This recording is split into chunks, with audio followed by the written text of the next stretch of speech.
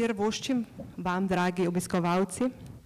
Prav lep pozdrav tudi našim nocojšnjim gostom okrogle mize, ki sta pripravila Zavod Friderika Ireneja Barage ter časnik.si, spletni magazin Zmero.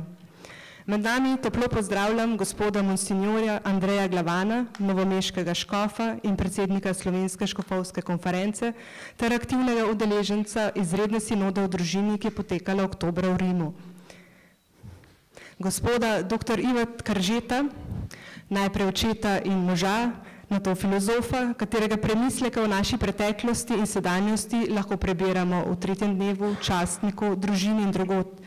V svojih prispevkih razmišlja med drugim tudi o vlogi današnje družine, matere in očeta, zelo skrbno pa je spremljal tudi sinodalni proces, mnogi med vami pa ga poznate, oziroma predvsem tudi zaradi prizadevanja njega in njegove žene ob smrti njune hčerke Elizabete za pravico do dostojnega slovesa od prezgodaj rojenega in umrlega otroka.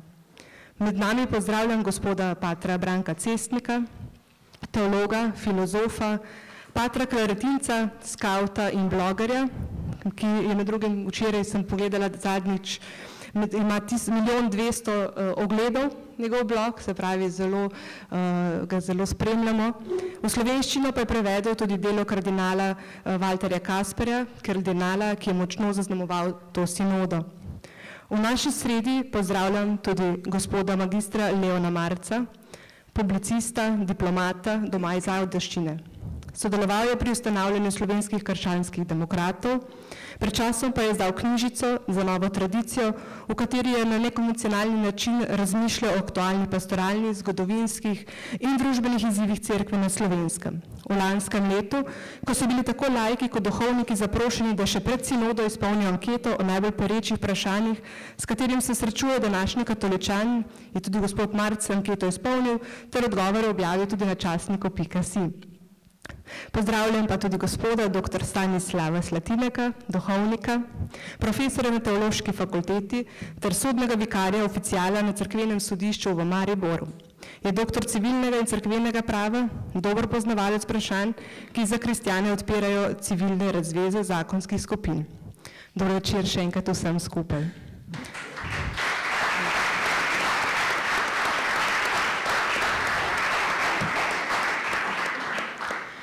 Še preden bi pa čisto zares začeli z današnjo okroglo mizo, ki naj bi trajala okoli 2 uri, pa naj še na kratko povem, kako bo potekala. Razdeljena bo na 2 dela. V prvem delu bo pogovor potekal bolj za tem omizjem, v drugem delu pa boste, spoštovani poslušalci, imeli možnost postaviti kakšno vprašanje tudi vi.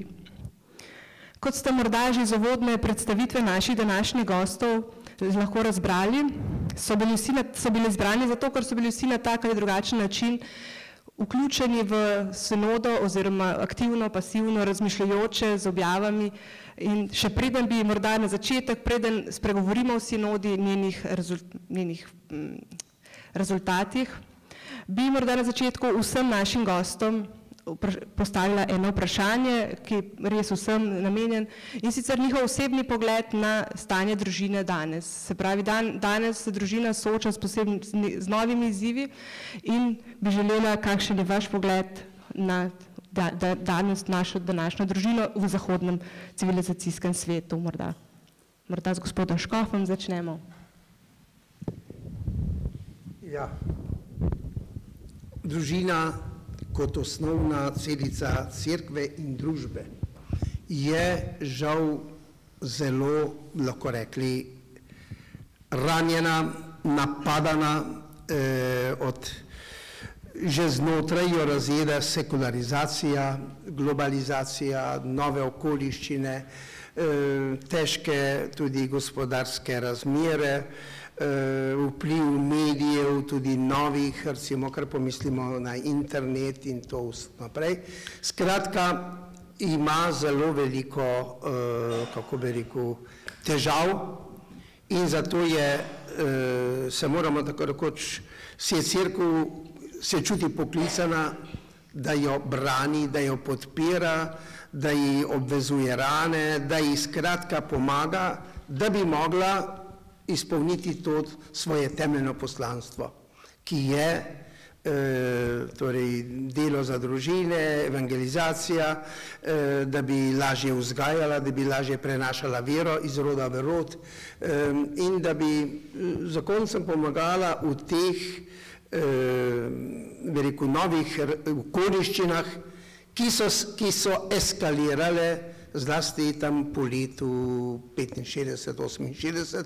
68 poznate, da je to nekakšna meja te, kot rečemo, tudi seksualne revolucije, in potem internet in mediji in tako naprej, ko je bil v mnogih državah, takrat so se začeli, da je bil dovoljen splav in tako naprej, da ne bi zdaj v podrobnosti šel. Skratka, družina je tista, zato ni čudno, da se je že dalj časa, bi rekel, ranjena.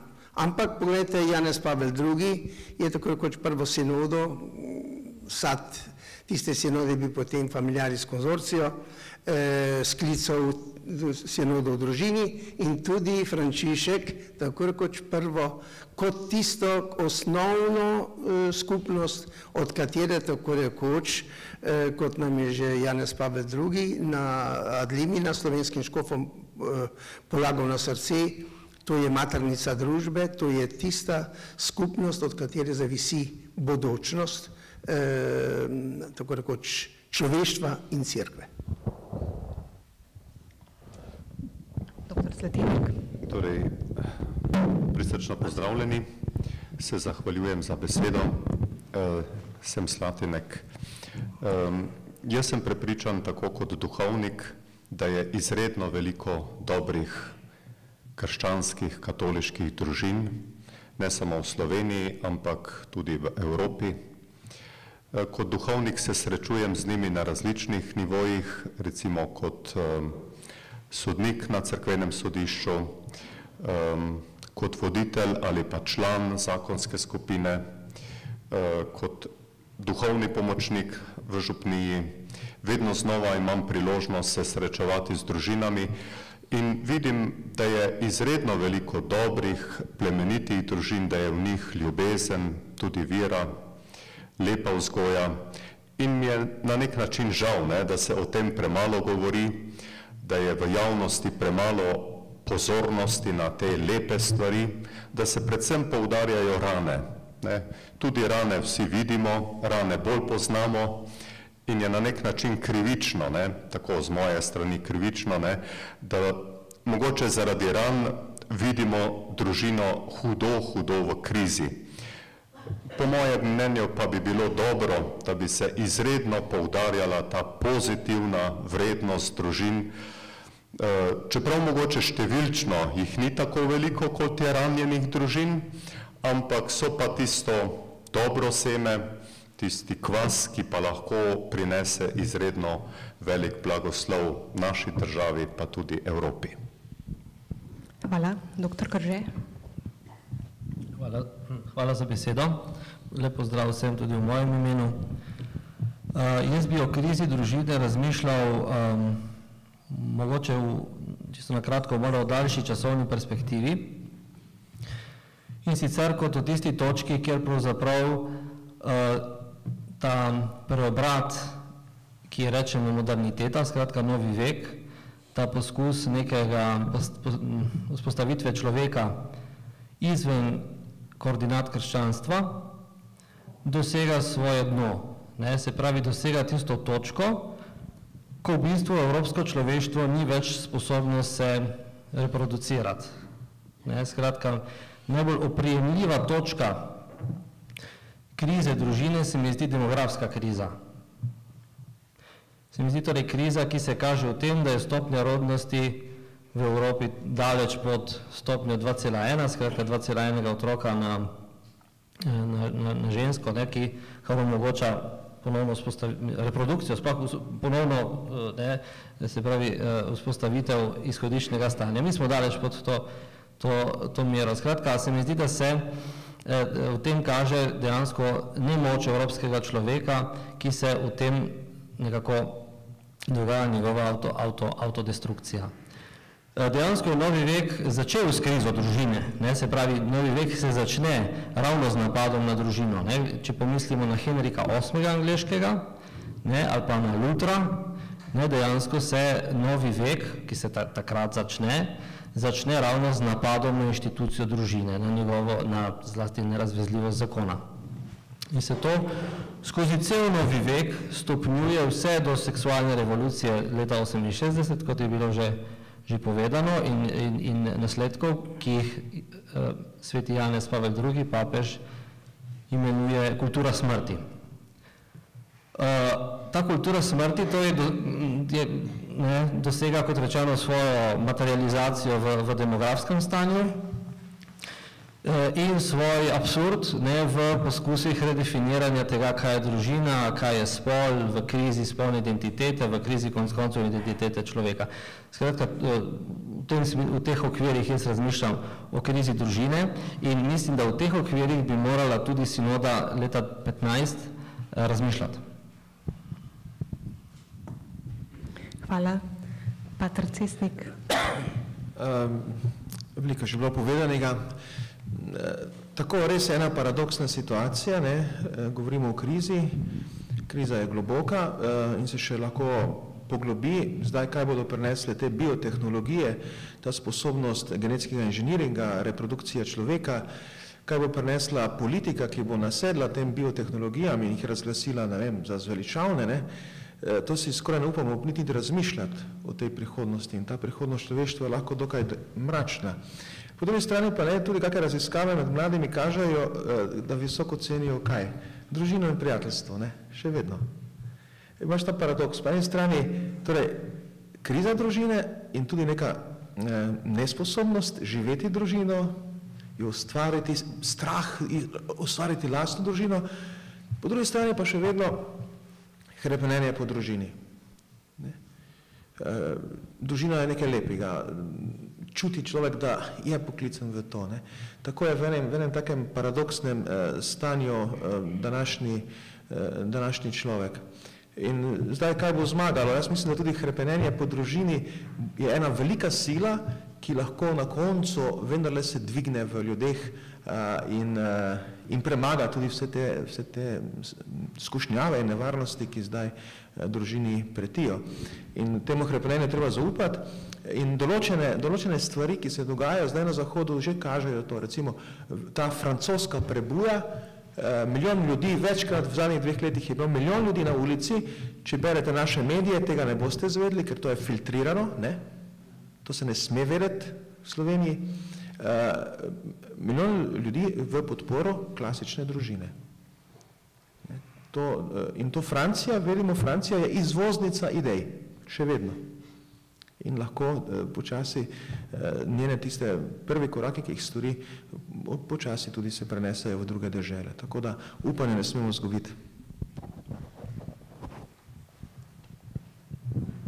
Dobro večer. Skoraj vse je bilo že povedano, zagotovo družina je v krizi. Jaz bi se pridružil Patru Cesniku, da v tem, da je pa še vedno zelo veliko želje po družinskem življenju, je pa nekoliko zmede, kako družinsko življenje vzpostaviti.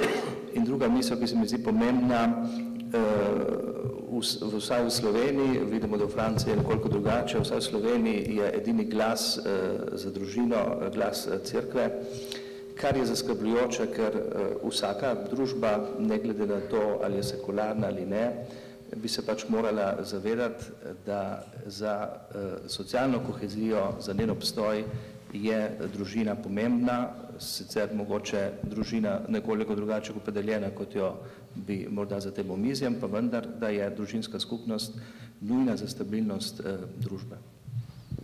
Hvala in morda je res tudi papež začutil to pomembnost časa, ko je treba spregovoriti o družini, zato tudi njegov res klic k odprtemu, jasnemu dialogu tudi znotraj cerkve in na nek način rezultat je sinoda, izredna sinoda, ki je začetek procesa pogovarjanja tudi o družini znotraj cerkve, odprtega, res jasnega. Gospod Škof, vi kot aktivni udeleženec, kot naš glas cerkve na Slovenskem na sinodi, morda na kratko bi predstavili, kako je sinoda potekala, kakšen duh je vel na sinodi in v čem je bila ta sinoda pravzaprav tako drugačna od ostalih sinod do sedaj? Ja, no, o sinodi bi se dalo govoriti zelo dolgo. Trajala sicer 14 dni, prihodna bo pa 3 tedne, redna v jeseni 15. Bila je drugačna od mnogih. Jaz sem bil sicer samo na eni sinodi leta 2005. In potrjujem mnenje Franja Komarice, predsednika Škofovske konference Bosne in Hercegovine, ki je pa rekel na naši škofovski konferenciji na zadnjem zasedanju, ko je poročal tudi o vtisih iz sinode, je rekel, jaz sem bil pa na 7 sinodah in ta je bila popolnoma zelo drugačna od dosedanjih. Drugačna po širokih, burnih odzivih, po svobodni razpravi, po temeljiti razpravi tudi in tako, in seveda po odmevih v medijih.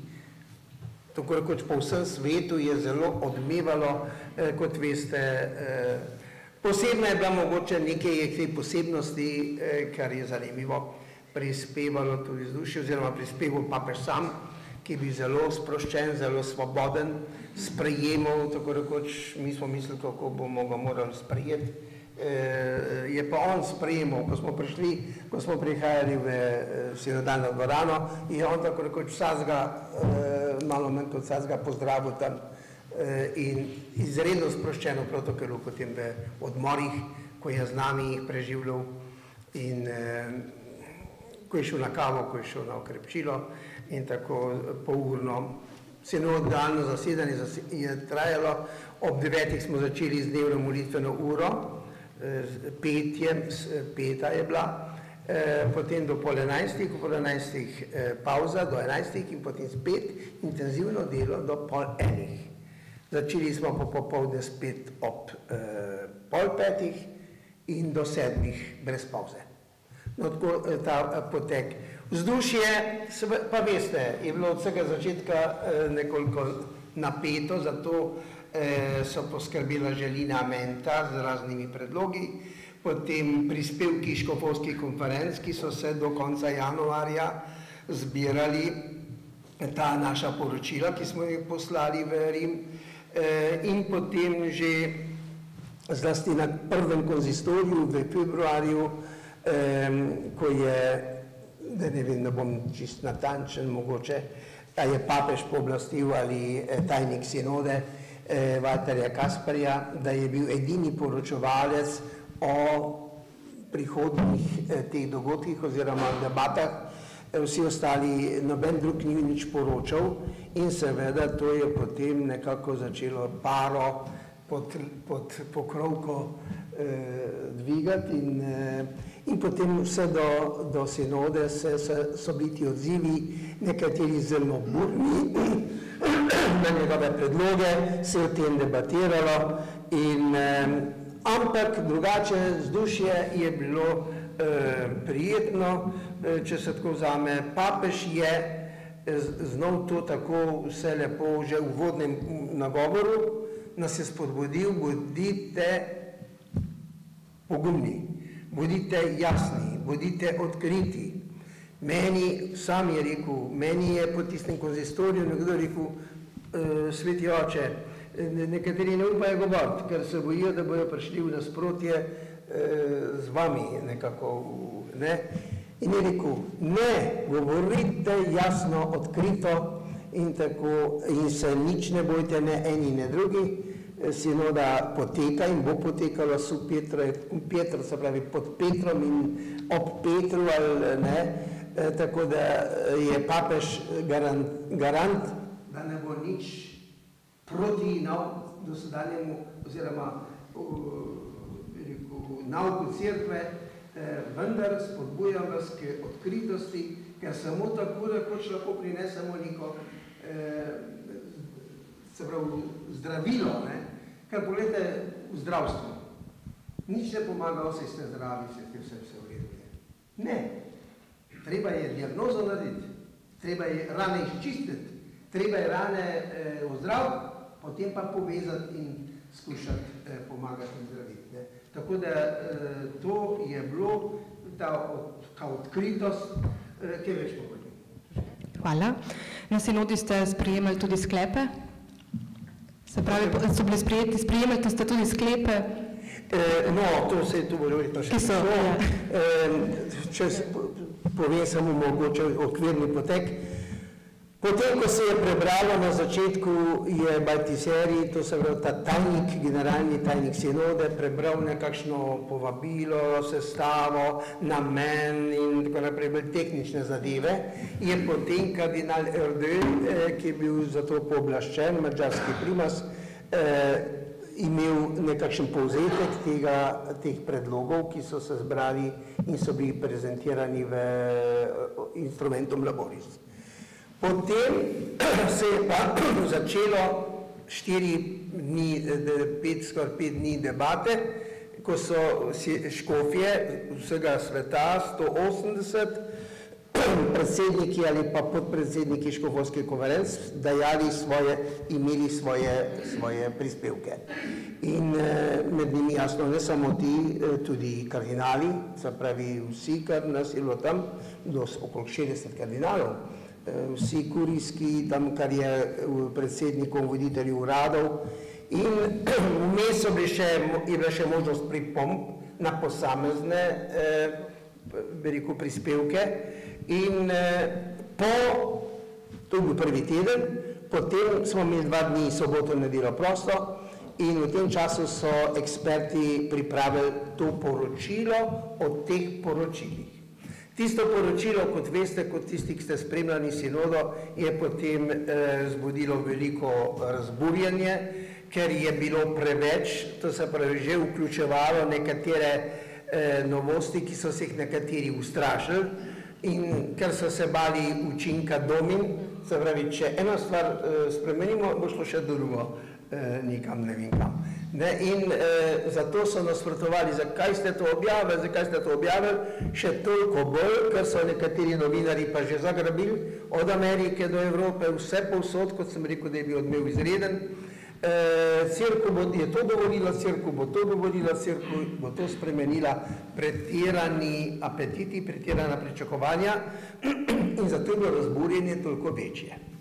No in potem so pa pripravili torej tisto poročilo, to so dejstvenih, Mestno poročilo, to poročilo, ja. No, potem so pa to poročilo, pa smo mi o tem debatirali v skupinah. 10 skupin jezikovnih, 3 italijanske, 3 španske, 2 francoski pa 2 angliški.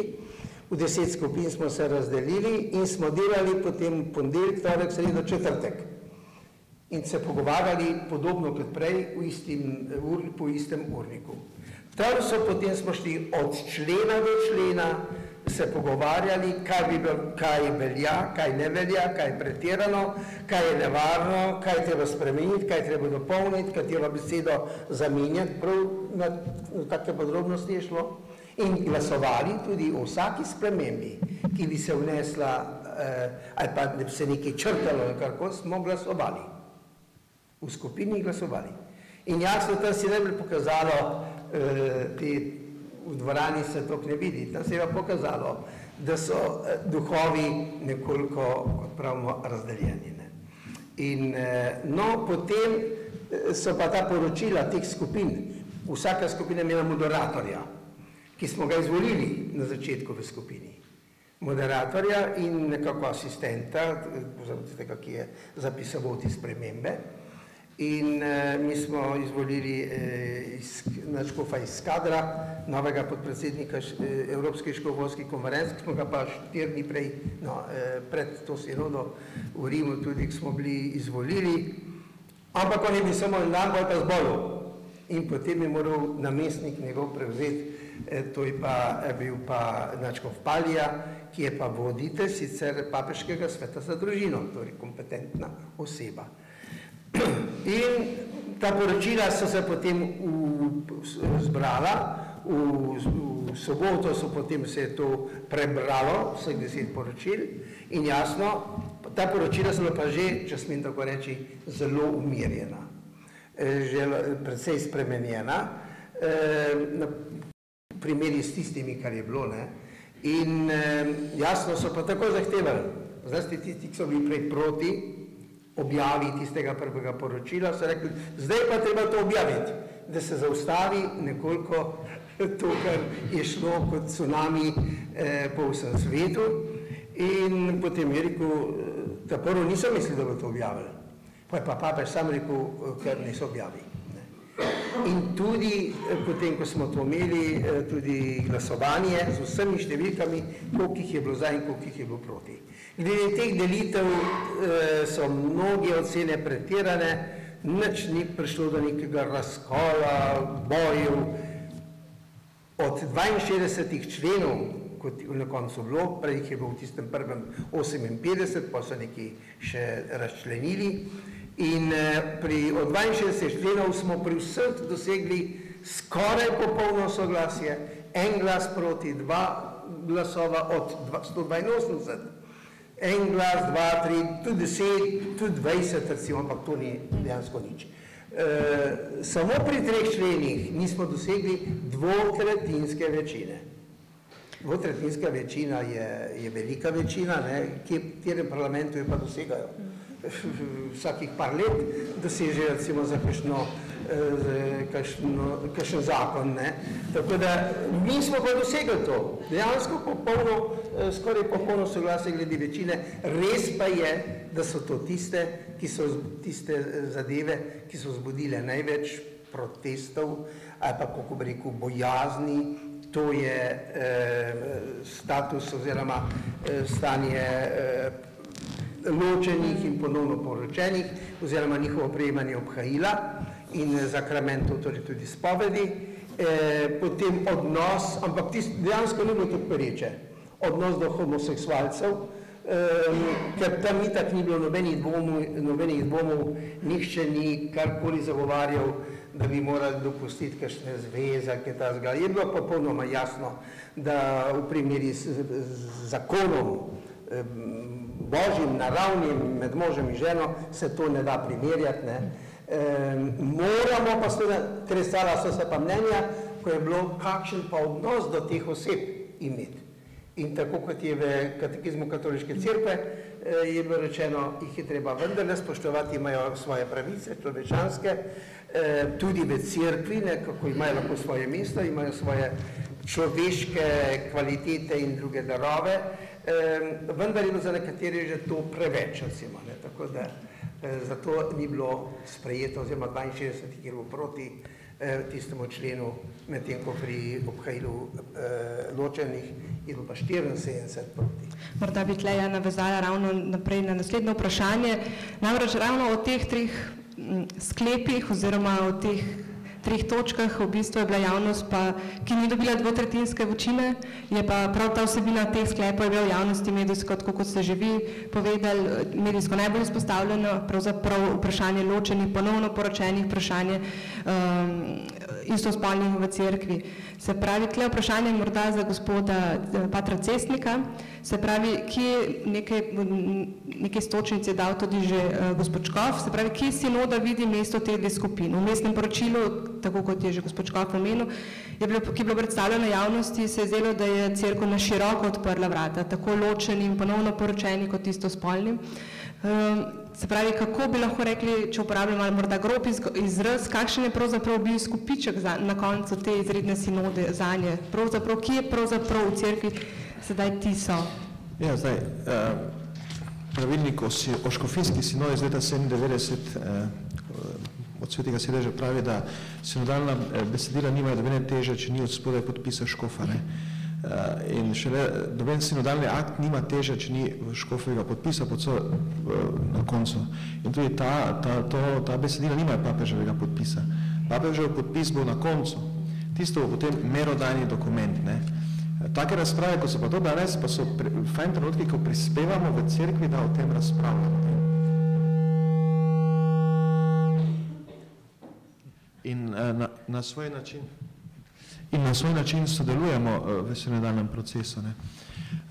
Potem še druga stvar, tisti, ki smo bili na slovenski sinodi ali plenarnem zboru udeleženci, tudi vemo, kako se takrat zgosti okrog enega vprašanja, se strasti zgostijo. Takrat je bilo vprašanje Birmancov. In je en duhovnik, zdaj že pokojni, uspel zanimirati celo sinodalno občestvo, da smo se opredeljevali birma v osnovni šoli ali v srednji šoli. To je okrog takega vprašanja, ki se ti zdi, da mogoče ni tisti hip najbolj pomembno, se zgostijo večji problemi cerkve, ki so odzadaj. Ne? Tudi tu je prišlo do ene take zgostitve pri teh dveh vprašanjih, zlasti pri vprašanju ločencev in ponovno poročenih.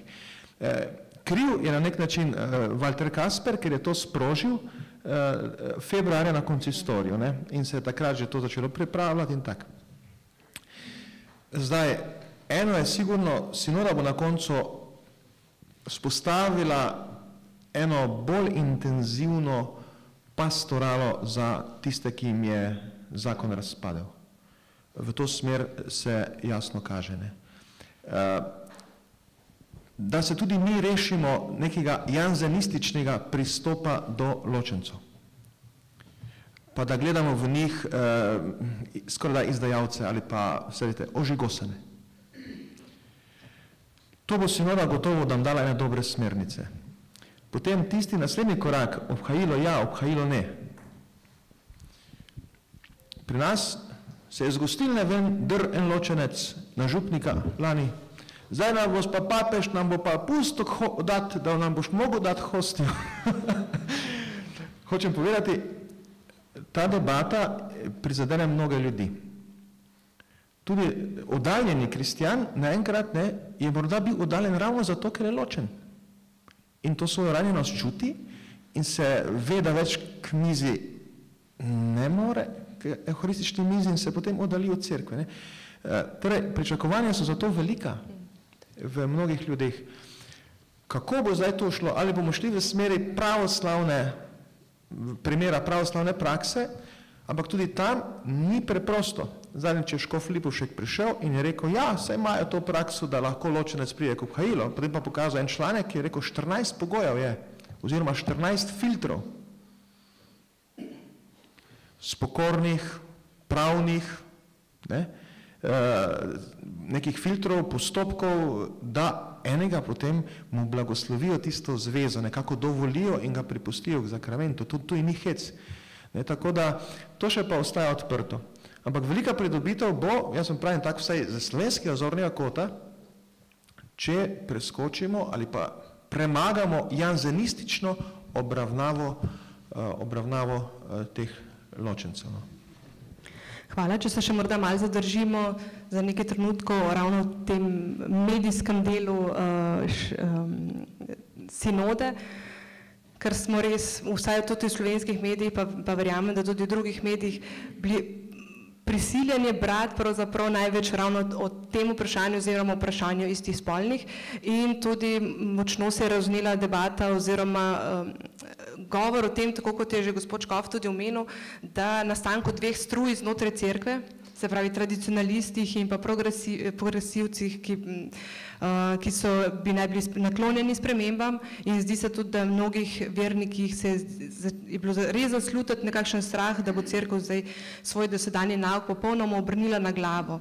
In dr. Križe o tem spopadu, kot so ga imenovali v javnosti, ste pisali tudi vi, na nek način naj bi po vaše šlo v bistvu za prilagajanje etične norme situaciji posameznika strani progresistov.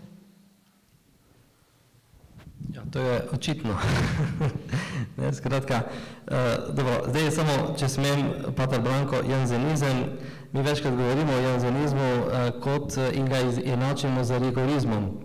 Če pogledamo, mislim, imamo neko tako predstavo o janzenizmu, ki je v bistvu zmotna, ne? Samo na kratko, nekaj janzenizem ni isto kot rigorizem. Janzenizem je neka vrste katoliška varianta protestantizma oziroma nauka o predestinaciji, ki je na Slovenskem imela kot posledico izrazito liberalizacijo, torej nek laksističen odnos do zapovedi. Ampak, če gremo k vprašanju, ne, to sem povedal, ker tolikokrat slišim o tem janzenizmu, da mi je to že malce prekipelo, se pravičujem. Skratka, zdaj o tem, da je na sinodi prišlo do trka dveh teologij, mislim, da je očitno. Sicer je res, se popolnoma strinjam z gospodom Škofom, ki je izpostavil, da je episkopat, skratka, člani sinode, da so Bogu hvala in po mojem navdihu Svetega Duha enoglasno, praktično enoglasno zavrnili, se pravi, vmesno poročilo. Vmesno poročilo je vsebovalo po mnenju resnih teologov nauke, ki so bili popolnoma v nasprotju z katoliško vero. In skratka, tu je episkopat bil kompakten in je to zavrnil. To se je zgodilo v bistvu 13. oktobra, takoj, ko je bilo to poročilo objavljeno, vmesno poročilo, je episkopat tako rekoč skočil po zraku in rekel, ne, to ne bo šlo skozi. Zdaj, skratka, tu nimamo torej nekega, ni bil na delu toliko razhod je pretežka beseda, ampak neko nasprotje znotraj episkopata. Ampak neko nasprotje med episkopatom in tajništvom sinode, zlasti nekaterimi tajniki sinode, zlasti tu mislim na kardinala Baldissarija, pa na se pravi škofa Bruna Forteja, ki, kot je bilo razvidno iz pogovora, ki je potekal v tiskovni dvorani, ko je bilo predstavljeno vmesno poročilo, ko je kardinal Erdő rekel škofu Forteju, ti si to napisal, ti to zdaj zagovarjaj. Mislil je konkretno na odstavke o homoseksualcih. Skratka, mislim, zakaj trdim, da je tu šlo za neko nasprotje med delom tajništva in episkopatom, ker to izhaja iz načina, kako je bilo vmesno poročilo objavljeno. In to je pravzaprav, če sem prav razumel, pa me bo gospod Škof mogoče popravil, vzbudilo ogorčen odziv članov na to, kar se je zgodilo z vmesnim poročilom. To poročilo prvič ni odražalo pogovorov, ki so potekali v dvorani. In drugič je bilo objavljeno, je bilo dano medijem, predno so ga videli škofje. Se pravi, bi logično, da neko poročilo najprej daš škofom, če gre za poročilo o njihovem delu, da ga potrdijo in se potem to da medijem, ko oni se v tem prepoznajo. Dejansko pa ni bilo storjeno tako. Najprej je bilo to lansirano v medije. Tu je nastal seveda vtis, ki ni moj, ampak je vtis cele serije kardinalov in škofov, ki so se odzvali kritično na to, da je tajništvo na nek način, hote ali ne hote, zmanipuliralo situacijo. In temu so se dejansko, to je bilo vzrok ogorčenega odziva episkopata, praktično monolitnega, po mojem počudežu, na ta katastrofalen dokument. Katastrofalen ni moja beseda, ampak beseda kardinala Burka, recimo pa kardinala Müllerja. Torej, šlo je tu torej za nek trg dveh teologij, ena, ki se je na nek način prepoznala skupaj s kardinalom Kasperjem v omenjenem vmesnem poročilu, ki je praktično, bi rekel, preslikal ideje, ki jih je kardinal Kasper na konzistoriju februarja obelodanil in tudi drugje. In na drugi strani, bi rekel, naukom cerkve, kakršnega poznamo iz pontifikata Janeza Pavla II., pontifikata Benedikta XVI. In tako naprej, skratka, ki je nauce.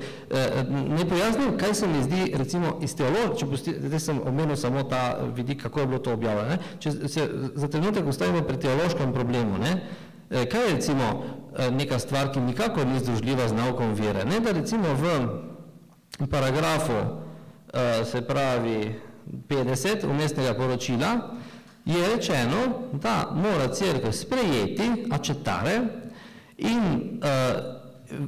vrednotiti, pozitivno valutare, po italijansko, nekaj originalno v italijanščini, homoseksualno usmerjenost, l'orientamento sessuale, skratka, ne samo homoseksualce kot osebe, ki seveda je jasno, da vsakega človeka mora hristijan ljubiti, ampak ne more pa ljubiti greha. Je torej ta dokument v tej v bistvu najbolj kočljivi točki, ker 50. paragraf je bil v bistvu najbolj problematičen, je očitno ni uspel resničiti neke osnovne distinkcije, ki je za katoliški nauk fundamentalna, med osebo in grehom. Mi osebo ljubimo, greh pa sovražimo, ne, mi skušamo greh torej poslati v peko, ne, ne se vrne nazaj, odkud je prišel, da bi odrešili osebo s pomočjo Jezusa Kristusa. Ne. In to je bilo seveda potem, to je čisto na kratko, ne, zdaj, mislim, kaj še nisem mogel, se pravi še. No, jaz sem se hotel dodati, mogoče tole. Prvič, to poročilo ni bilo tako monolitno zavrnjeno, ker nismo glasovali o tem nič. To so vsa mnenja so izražali, ne, da je to, so se pritoževali. Druga stvar pa, Bruno Forte je bil eden od teh tajnikov, ne, bi rekel. On je imel od praktično 14 dni pred sinodom zelo pomembno predavanje za nove škofe. To veste, vsako leto imajo 10 dni, 5 teden tečaj in on je imel glavno predavanje za te škofe in sicer o sinodi. In jaz sem to bral, sem to prebral. Res so nekatere ti elementi, ki so se potem pojavili tudi pozneje, zlasti glede te administrativnih postopkov, razširitve za nekako, da ljudje lažje pridejo do te ničnosti, kadar je to možno, ne, oziroma kadar se že na prvi pogled to vidi. Tako da jaz nisem v tistem njegovem predavanju, ki ga je imel, nisem videl ne vem kaj, ne. Res pa je, če so bili to, jaz nisem bil toliko, rekel, sem imel od vsega začetka vtis, recimo, kar se priče odnosa do homoseksualcev, da se vendar to distingvira, recimo, da se zavrača dejavnost kot tako, ne, ali pa greh, no, dejavnost je, ne, greh, in da je pa treba imeti pastoralni odnos do oseb, ki jih to zadeva, ne. Ker dejansko je to so oni problemi, ki zadevajo že v svet, sej jaz sem za to, da se proti temu upremo, ne, ker zadeva že v svet, afriški škofje so mnogi tožili mednarodne skupnosti, zlasti Zahod, Amerika, Evropa, evropske države, pogojujejo pomoč našim deželam s tem, da sprejmemo sterilizacijo, kontracepcijo in pa te gej parade in tako naprej, pa homoseksualne zakone. Pritiskajo na nas, ne bomo dali podpore, če ne boste tega sprejeli. Vse to vemo, da se to tudi v Evropi, v vzhodno Evropo to nekako širi. No, tako bi jaz rekel, da poleg tega pa tudi, ne vem, no, jaz nisem imel tega občutka, da bi ta Bruno Forte, ki je, vsaj tako je veljal doslej za enega najuglednejših teologov v Italiji, da bi tako, bom lahko potem povedal nekatere stvari še, ampak v glavnem ne bi to tako kategorično, bi rekel, zavrnil, da je to bila njegova napaka, pa ne vem kako. Gospod Škof je omenil tudi vmes morda ujel ničnost zakona. Ravno o tem so se pogovarjali veliko tudi na sinodi, če smo pač prav prebrali, glede pri vprašanju ločenih in ponovno poročenih. To bi morda naslovila vprašanje na gospoda Slatinka. In sicer se pravi, zakon kot sakrament, cerkev pač ne spreminja svojega odnosa, da gre to za nerazveznost, se pravi, da je sam po sebi nerazveznost. Kaj pa cerkev, kako pa lahko cerkev vendarle potem pomaga ločenim, ponovno poročenim, oziroma morda ta institut ničnosti zakona je zelo malo poznan pravzaprav, oziroma med laiki. Če dovolite še mogoče samo eno misel toliko, da se malo en most naredi od te zadnje misli, ki je bila spregovorjena. Namreč moj pogled na dogajanje je izredno pozitiven. Torej jaz podpiram in zelo sem vesel, da je papež imel to pogumno držo, da je na začetku spodbudil k odkriti besedi. In mislim, da je zaradi tega prišlo tudi do tako malo napetosti, ker so eni to vzeli zelo zares in so res odkrito začeli razmišljati, odkrito govoriti, tudi odkrito napisati svoje mnenje, drugi pa so mogoče v strahu tisto uporabili za to, da so pač pokazali komu, ki je prehitro to objavil. Tako da se meni zdi najprej iskreno zelo lepo, da je papež spodbudil k odkriti besedi. In tudi recimo, kar je napisal kardinal Kasper, jaz vzamem kot izredno pozitiven prispevek, ko je odprl tudi ali pa potrkal tudi na zelo pereča vprašanja. Ker zelo škoda bi bilo, da bi sinoda odmevala tako, da bi bilo v glavnem samo govora o teologiji zakona, o bistvenih vprašanjih ali pa berečih vprašanjih se pa ne bi nič pogovarjali. Zato sem tudi tako malo sem zaskrbljen, ko sem bral recimo relacijo sinodi, na koncu pa sem videl, bistvena, bi rekel, ali pa pereče vprašanje imajo po eno ali dve točki. Recimo vprašanje razvezanih, vprašanje ponovno poročenih, pa vprašanje svobodnih zvez, dve, kvečemo ena zelo odkrita, vprašanje kako jim pristopiti na pomoč, vprašanje duhovnega obhajila, ena točka. Tako da se mi zdi, da so to vprašanja, ki pa izredno močno bremenijo mnoge ljudi in hvala, ker ste odprla tudi to vprašanje, recimo razvezanih, znova poročenih ničnosti, ki jih imamo na sodiščih in kot sodnik cerkvenega sodišča delam na tem področju že vrsto let. To so izredno pereča vprašanja, ki so izredno boleče narave in hvala Bogu, če bo tudi sinoda, ki bo sledila temu vprašanju, dala še poseben poudarek, da bodo tudi odgovori, ki jih bodo škofje zbrali, da bodo pogumne narave in da bomo skušali tudi tukaj narediti neko pomoč. Zakaj je danes toliko ničnostnih pravd? Toliko recimo zdaj za udeležence, jaz upam, da približno vsi vedo, zakaj gre. To pomeni, da gre za vprašanje, ali je zakon sploh bil veljaven, sklenjen ali ni bil veljavno sklenjen. Kot sodnik lahko rečem, dva temeljna razloga sta, ali je nezrelost ali pa nesposobnost. Nezrelost pomeni, da ni bila, bi rekel, popolna svobodna volja ali pa prava volja, zato govorimo mi v pravnem jeziku o hibi v privolitvi. Nesposobnost pa zaradi najrazličnejših ali bolezni ali pa nekih odvisnosti, ko sicer pravimo, da je zdrav, ampak je lahko tudi zelo odvisen od kakršnekoli stvari. Pri nas v Sloveniji vemo, da je največ odvisnih od alkohola. In je to eden izmed izredno velikih problemov, da lahko nekdo ne sklene veljavnega zakona.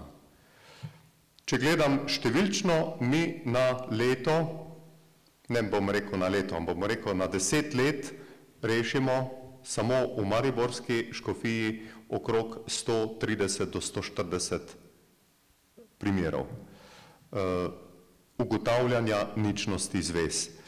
In lahko bi rekel, da tisti, ki pridejo in potrkajo in prosijo na pomoč, pridejo pravzaprav kakor v spovednico. To so odprte, bi rekel, zgodbe, ki tudi kdaj prikličajo solze na oči. In zato sem veliko bolj navdušen za resen pristop in se malo bojim ponudbe, ki je bila na sinodi dana, da bi prišlo do nekih skrajšanih postopkov. Teh se namreč bojim, administrativnih postopkov se bojim, zaradi tega, ker se mi zdi, da se bo temu vprašanju posvetilo premalo pozornosti in bodo hitre rešitve. Hitrih rešitev pa nikoli ni dobro. Pomislite naprimer, da je nekdo hudo bolan, pa bi na mesto resnega konzilija rekli kar enemu zdravniku, hiter postopek, hiter odloči, pa bo kar rekel, odrežite mu nogo, ne? Napačno, ne? Ja, ne? Mislim, kaj bo sledilo, če bodo hitri postopki, hitre rešitve, namreč, če nekdo pride, pa lahko tudi joka pred škofom, pa reče, moj zakon je ničen, škof bo rekel, prav imaš, pomagal ti bom, lahko v ljubezni, ampak vprašanje, koliko so bile tiste solze resnične. Zato pa je resen postopek tisti, ki lahko traja tudi malo del časa, ampak pripelje do dobre rešitve. Zato skušamo mi na cerkvenih sodiščih za temi postopki, ki včasih tudi malo del trajajo, pomagati človeku, da pride resnično do pravice, do tega, kar si tudi v resnici želi. Glede na to, da se srečujete z temi ljudmi, z njihovimi težkimi zgodbami pravzaprav in da niste naklonjeni pač iz razlogov, kot ste jih navedli, nekemu hitrejšemu, skrajšanemu postopku, ste morda razmišljali, na kakšen način pa bi se lahko potem cerkev približala, oziroma kakšno pastoralo bi lahko potem pa ponudila cerkev ločenim, ponovno poročenim, razvezanim? Moje mnenje je, da je potrebno začeti že daleč prej začeti reševati zadevo. Ne šele potem, ko pride do ločitve, ko pride do razveze. Dobro, tisti, ki so pač prišli do te, bi rekel, žalostne zgodbe, da jim je zakon razpadel, tiste pač rešujemo na sistem, kakršen je že uveden, ne? Pomeni pač pomagajo sodišča, pomagamo z svetovanjem, jih usmerjamo, ne, k terapeutom, ali pa z rešitvijo pomagamo do novega zakona. Ampak moje mnenje je, da je treba čisto na začetku, to pomeni pri pripravi na zakon, tam se rešujejo zadeve, ne. To je moje, bi rekel, mnenje. Tudi temu vprašanju je sinoda, hvala Bogu, posvetila pozornost, je tudi močno poudarila, da je potrebno delati na dobri pripravi in temu bi jaz izredno rad posvetil veliko pozornosti. Če dovolite še eno misel, namreč moja misel, zakaj je toliko razbitih zakonov. Jaz sem v vesti skoraj prepričan, da je največji problem pomanjkanje osebne vere. Pomanjkanje osebne vere. Včeraj sem listal, pa malo gledal eno statistiko, ki jo je napisal dr. Potočnik, ne, sociolog, in on v tisti statistiki sprašuje takole, zaročence, ne, kaj je za vas najbolj pomembno? Pomislite, najprej dajo zvestoba, sposobnost pogovora, da nisi prepirljiv, pa take stvari. Kje je pa vera? Čist nekje na dnu. Vprašanje vere je čisto nekje na dnu. In jaz čutim, da je to eden izmed izrednih problemov, da zaročenci šele potem, ko so še morda žele poročeni, začnejo razpravljati o tem, a si ti veren, a nisi, jaz pa sem, ali pa jaz pa nisem, zakaj pa si, šele takrat odprejo to tako pomembno vprašanje, ki je bistvenega pomena zame in zaradi tega, ker umanjka osebna vera, velikokrat v zakonu pride samo do podelitve zakramentov uvajanja, otroke pripeljajo do krsta, do birme, potem se pa in starši in otroci oddahnejo, ampak do osebne vere pa ni prišlo. Zato je moje velikokrat, bi rekel, mnenje, da mi pravzaprav na ta način vzgajamo krščanske janičarje. To se pravi ljudi, ki pravzaprav vstopijo v svet kot kristjani, ampak v bistvu niso kristjani. So sicer kristjani tako po pravu so krščeni, so katoliški, ampak nimajo osebne vere. Koga vzgajajo? Še večje nevernike. In zaradi tega se pa to kot domine sesuje, pomeni in razpadajo zakoni in otroci bežijo iz cerkve, zato tudi naši birmanci letijo proč. Tukaj je zame odločilen in temeljni problem. Samo to bi, ko smo govorili o teh postopkih za rešitev ničnosti oziroma večjo dostopnost, tudi jaz sem to predlagal namreč, smo govorili, potem so bili predlogi, naprimer prav za te administrativne postopke, in sicer so rekli, recimo takole je kardinal Scola, ki ni med progresisti, rekel naprimer, s tem mislim postopek, ki bi urejal nek še to, recimo, v tej smeri bi naslednja izredna skupščina Svetemu očetu lahko predlagala, da bolj vrednoti službo škofa. Lahko bi predlagala predvsem, da preuči, če je resničljiv, brez dvoma kompleksen predlog, da se ustanovi nesodni cerkveno-pravni postopek, v katerem zadnji razsodnik ne bi bil sodnik ali sodni kolegi, ampak škof ali njegov predstavnik. In pravi, ta predlog ni mišljen kot zvijača za razrešitev občutljive situacije ločenih in ponovno poročenih, ampak želi pokazati predvsem notranjo povezanost med naukom, pastoralno skrbjo in kanonsko disciplino. To je Scola predlagal, ki je med tistimi, ki ne govorimo tudi o drugih, da v glavnem, da tej množici, ki je vedno večja, da se pride naproti, kjer je evidentno, ker je bilo rečeno, minimalna vera je potrebna tudi za veljavnost. Točno. In te vere ni. In če je to evidentno, če se to takoj pokaže, je potem ni treba zdaj enoletnih ali nekakšnih dvoletnih postopkov, za to, da bi se to videlo in razglasilo.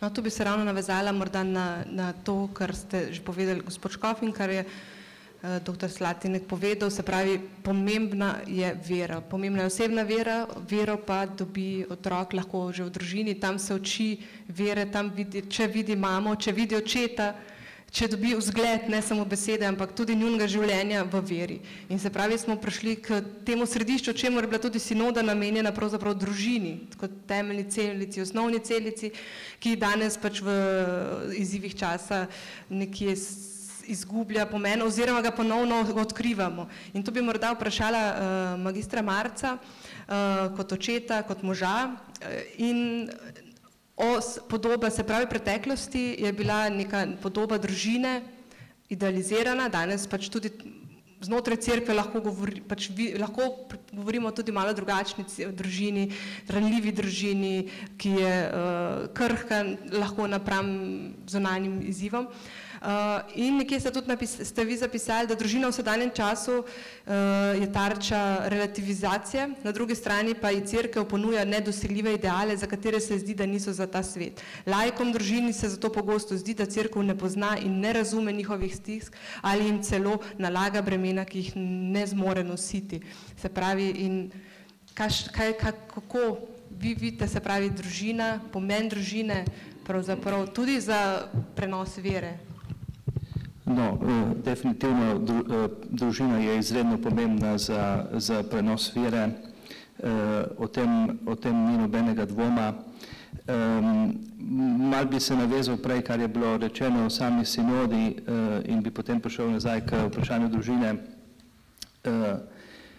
Jaz sicer nisem teolog, vendar mislim, da morda na sinodi ni šlo toliko za vprašanje trka dveh teologij, ampak pač za različno razumevanje, kako bi pač pristopili k tem vprašanjem, ki so bila posebej izpostavljena. In zdaj, če gledamo tudi, kar je pisal kardinal Kasper in tole vmesno poročilo, tam je govora o nekem pristopu postopnosti, torej gledati človekovo življenje in njegovo zorenje, tudi recimo zorenje za zakon v neki postopnosti. Ta pogled ni nekaj novega, poznamo to že iz prve cerkve, iz zgodne cerkve, da so na podoben način pristopali k podobnim situacijam. Danes so seveda situacije nekoliko drugačne, ne moremo vsega prenesti na enak način. Tisto, kar se mi zdi bistveno, je to, in tukaj bi se navezal na vprašanje, ki ga je dr. Slatinek omenil, pomanjkanje vere, pomanjkanje tudi zrelosti.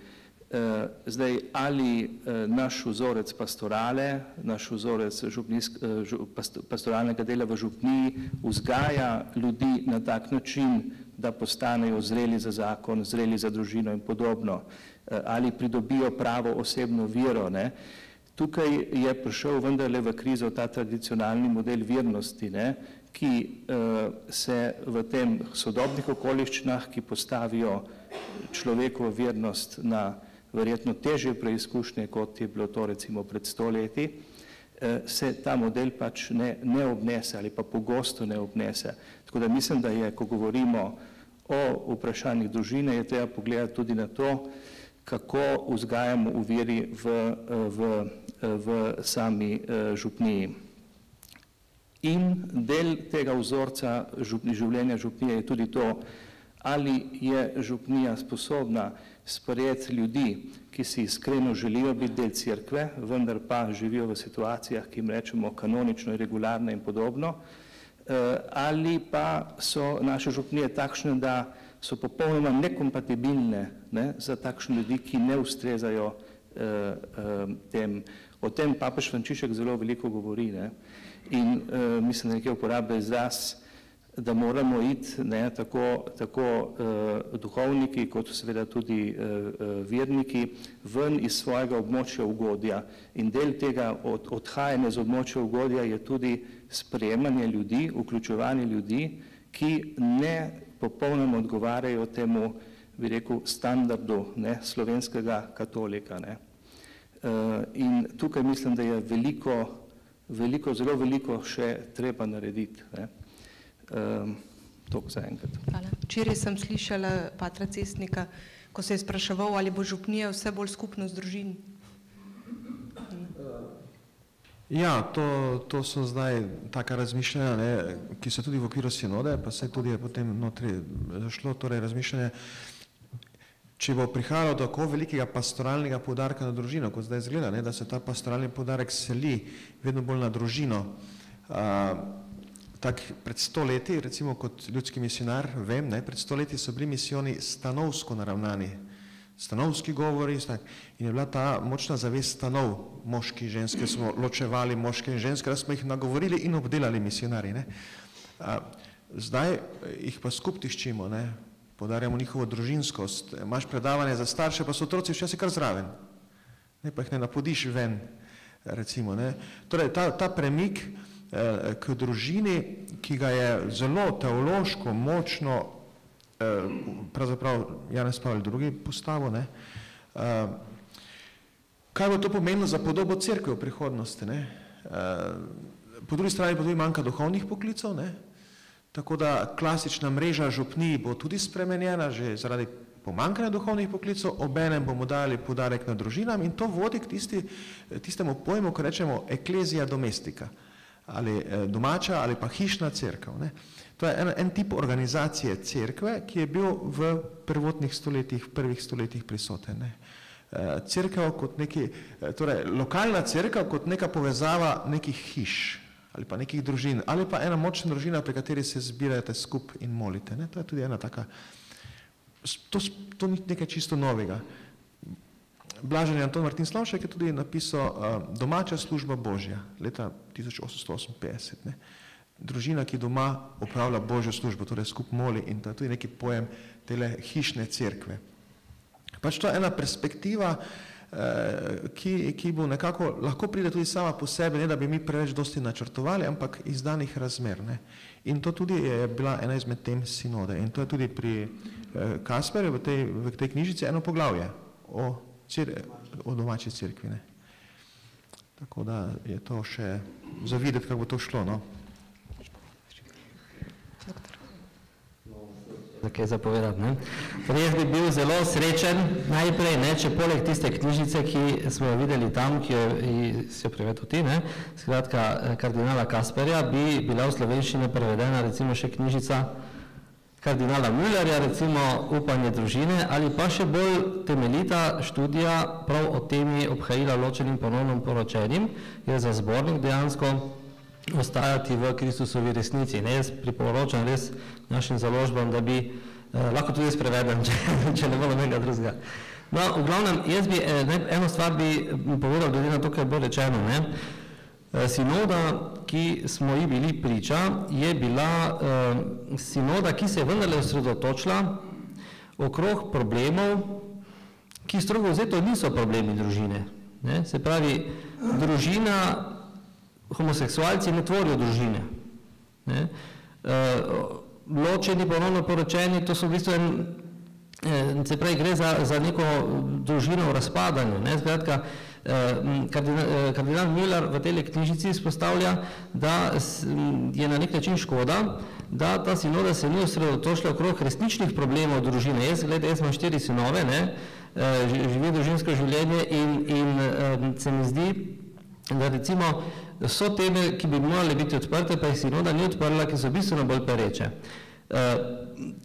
Ena je seveda tista, ki sem jo že omenil, demografski problem, ki je pereč, če ne bomo mi tukaj kaj spremenili, gledajte, tu bo Evropa preprosto popolnoma drugačna čez 50 let, glede na to, kar je sedaj. In se ne bomo več pogovarjali o tem, ali bi istospolnim dali več pravic ali manj, ker bodo tle muslimani, ki istospolni se sploh ne bodo pogovarjali. Skratka, tu jaz vidim bistveno bolj pereče, življenjsko, biološko pereče probleme, ki se jih je ta sinoda lotila dejansko v zadnjem odstavku z eno tako bežno navezavo na naravne metode odgovornega starševstva. Skratka, druga stvar, ki bi jo izpostavil, rečeno je bilo to, gledajte, to je res ena centralna tema, zato bi jo rad izpostavil. Rečeno je bilo prej, povzeto iz knjige kardinala Kasperja, tema, skratka, ki je bila na nek način centralna za to sinodo, skratka, obhajilo ločenim in ponovno poročenim. In je bilo rečeno, kot navaja Kasper v omenjeni knjižici, da je obstajala neka praksa v prvotni cerkvi, ki so jo določeni cerkveni očetje celo podpirali, da je bilo obhajilo ločenim ponovno poročenim, torej dovoljeno, pod določenimi pogoji, pod določenem času neke pokore in tako naprej. To je neresnica. Skratka, ta navedba, ki jo kardinal Kasper večkrat navaja v večjih mestih, je v bistvu navedba določenih besedil cerkvenih očetov, konkretno Origena, svetega Bazilija Velikega, svetega Gregorja Nacijanskega, ki v bistvu jemlje njihove izjave izven konteksta. Ti trije cerkveni očetje, pa še koncil v Niceji je citiran, govorijo o tem, da tako imenovani dvoženci, digamis v grščini, da se jim dopušča obhajilo. Ampak kdo so ti digamis? Niso ločeni in ponovno poročeni, o tem sploh niso razmišljali takrat, ampak so tisti, ki jim je žena umrla, ali se smejo oni ponovno poročiti. O tem je bila razprava takrat. Ker je bila ena sekta, tako imenovani, torej ena herezija, novacijani, neke vrste katari, neke vrste gnostiki, ki so zagovarjali, da po smrti zakonca se ne smeš več poročiti. Ne smeš, prepovedano, ne? In cerkveni očetje tele so reagirali na to in so rekli, da je to dopustno, da lahko se enkrat še poročiš, da to sicer ni najbolj zaželjeno, ampak lahko, da celo, če ti drugi zakonec umre, pa se še enkrat poročiš, ampak da je to pa že sramotno. Skratka, celotna debata cerkvenih očetov o tem je bila bistveno pomaknjena bolj v neko, recimo tako strogo percepcijo. To so bili ljudje, ki so sanjali o mučeništvu, niso sanjali o tem, kako se bodo seksualno življali.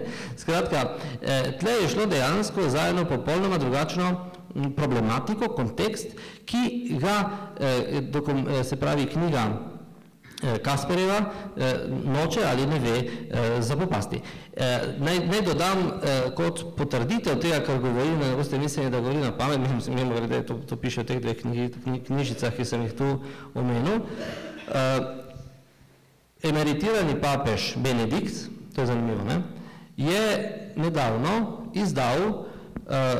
izdajajo njegova zbrana dela v nemščini.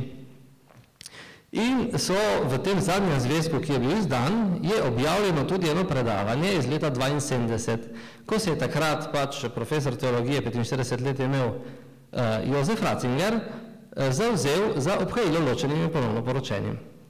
In to predavanje je na konzistoriju februarja Kasper navajal kot referenco za, se pravi, prakso, ki jo on predlaga. No, kaj je naredil emeritirani papež Benedikt XVI? Sklep tega članka, v katerem je on to takrat navajal, je zbrisal in ga napisal na novo. In tam je pisalo, tam je bila ravno leta 1972, se je tudi on skliceval na cerkvene očete, omenjene v podobnem smislu kot Kasper v tej knjigi, ampak je sedaj uvidel, se pravi v času od leta 1972 je kar nekaj teološkega razvoja bilo tudi pri Jozefu Ratzingerju, da te argumentacije ne držijo, da so preprosto, kot rečeno, zmotne. Dovolite, da se takoj oglasim, ker midva z Ivotom sva že imela debato, vročo debato med vožnjo. On je te knjige zgrizo jih je, čist jih dobro pozna. In Ivo, jaz sem recimo prepričan, da bo še kateri od teh modrih gospodov, ne, da bo papež, ampak da bo tudi tako podobno kot upokojeni papež, svojo misel prečrtal, pa napisal neko novo. Torej, pustimo se presenetiti, tako je papež napisal na koncu, pustimo se presenetiti, ne prejudicirajmo prehitro sklepov. Zato jaz sem zelo vesel, da so se oglasili eni in drugi, da so eni navdušeni, drugi mogoče malo zaskrbljeni. Ampak tisto, kar se meni zdi najbolj pomembno in hvale vredno je, da si upamo razmišljati, kako zdraviti rane bolnikom. In bolniki so dejansko tisti, ki so v medijih najbolj izpostavljeni. To so razvezani, znova poročeni, ločeni, tisti, ki jih je tudi veliko in papež na nek način hoče sprožiti debato. Dajmo odpreti karte, pa se pogovarjamo odkrito, kako bi zdravili njihove rane. Vprašanje obhajila je odprto. Mogoče bo o tem vprašanju kaj prihodna sinoda odgovorila, ker papež je rekel, o tem razmišljajmo. Škoda, da je naša okrogla miza prekratka, ker tukaj bi lahko izredno veliko spregovorili o tem vprašanju. Recimo, zakaj obhajilo ja, zakaj obhajilo ne. Ker namreč ena skupina obhajilo vidi kot zdravilo, drugi ga vidijo zelo strogo kot samo hrano za, tako kot papež pravi, recimo hrano za pravične. Zdravilo, ki lahko zdravi odprte rane. Jaz ne bom se postavil zdaj na eno pa na drugo stran, ampak sem pa vesel, da se o tem pogovarjamo. Zelo zanimivo se mi zdi pa ob tem vprašanje, ki ga potem sprožijo ti sinodalni očetje, ko je šlo za duhovno obhajilo. In so prav v točki 53, tam so rekli duhovno obhajilo, mi predlagamo, drugi so pa rekli, če pa predlagate duhovno, zakaj pa ne materialno? Tako, to se pravi, če pustite eno, zakaj ne drugo? Tudi tu je veliko ozadij, torej kako razumeti obhajilo, kako razumeti tudi duhovno obhajilo, ker obstajajo izredno različne razlage in torej čutim, da je v vsej debati veliko odprtih vprašanj in nas ne bi smelo presenetiti, če se bo tudi kaj spremenilo. No, jaz bi v tem zvezi samo tole, kot sem že omenil, papež se ni oglašal, se ni opredeljeval, ampak njegova stališča lahko zaslutimo v tem, kar je napisal, kar je že objavljeno. V veselju Evangelija, v tem okrožnici, na več mestih omenja, da mora cerkev iti vsem duhovno ranjenim naproti, v duhu usmiljenega Samarijana, biti pozorna na vse, ki jih je življenje ranilo in potrebuje besede upanja, ki ga lahko da, kot vemo, samo Kristusa. Če nas kaj navdaja sveto skrbjo in vznemirja našo vest, teda je to dejstvo, da mnogi naši bratje in sestre živijo brez moči, luči, tolažbe prijateljstva z Jezusom Kristusom. To je on povedal.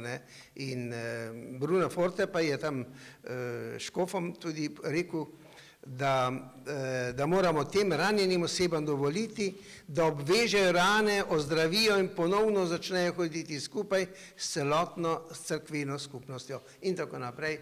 Jaz mislim, da glede na to, kar je pa napovedal v sklepnem govoru, to se mi zdi, da je ključno, kar je papež na 3 straneh, če bo kdo hotel, bo lahko dobil ta prevod, na 3 straneh, ko je nakazal, kaj in kako, pohvalil to prepiranje, če smem tako reči, pogumno govorjenje, jasno govorjenje in je rekel, dajmo pustiti se presenetiti, Kristusu se moramo pustiti presenetiti, on je vedno na novo nekaj ustvarja, oziroma hoče pošilja Svetega Duha, ker sicer, da je mogoče malo hudo besedo povedal, omenil, tudi meni si je zdela prehuda, na sklepu po vseh teh glasovanjih, ko smo jih doživeli, je potem se oglasil eden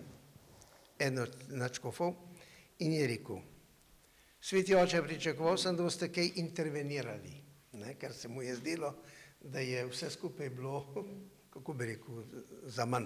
In je rekel, zato vas zdaj vprašam, zakaj ste nas sploh sklicali v Rim na sinodu.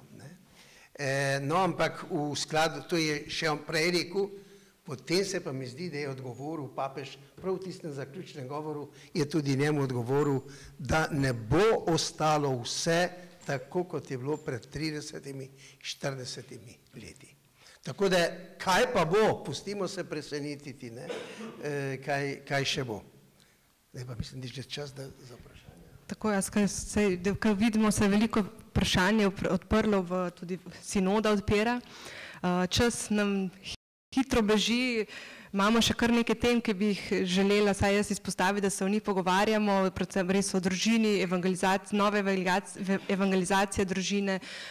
Sinoda je tudi načela oziroma poudarila vprašanje problema mladih, ki se ne poročajo, ki v bistvu izgubljeni v nekem individualizmu, otojenosti, zaprtosti pred svetom, strah pred ustvarjanjem lastne družine, se pravi številna vprašanja, ampak glede na to, da je ura že 8:30, bi morda res dali besede tudi vam, poslušalci. Verjamem, da se že v preteklosti so se vam pojavila številna vprašanja.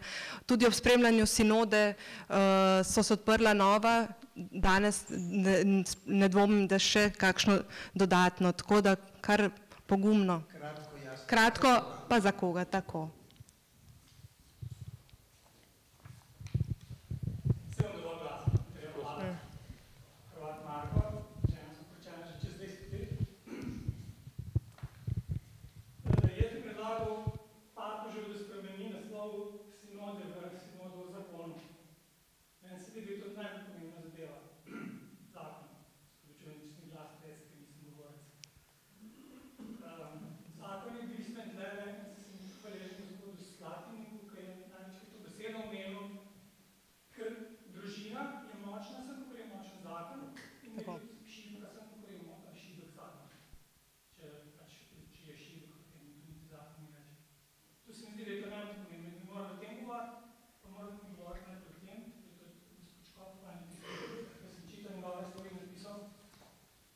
največ